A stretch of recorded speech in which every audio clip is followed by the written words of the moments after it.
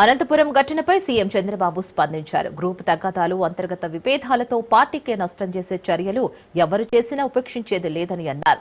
చిన్న విమర్శకు సైతం ఆస్కారం ఇచ్చేలా వ్యవహారం కాకూడదంటూ పార్టీ ఎమ్మెల్యేలు, నేతలకు స్పష్టమైన ఆదేశాలు జారీ చేశారు.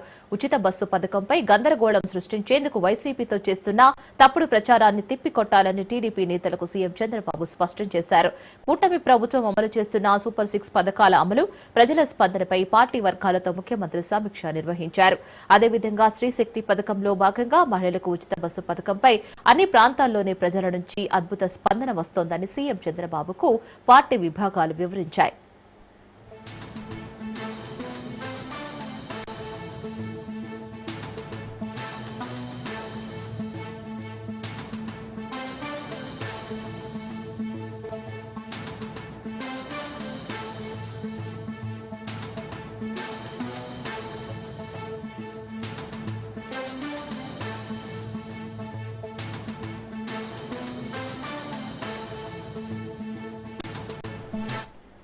అనంతపురం ఘటనపై సీఎం చంద్రబాబు స్పందించారు. గ్రూపు తగాదాలు, అంతర్గత విభేదాలతో పార్టీకే నష్టం చేసే చర్యలు ఎవరు చేసినా ఉపేక్షించేది లేదని అన్నారు.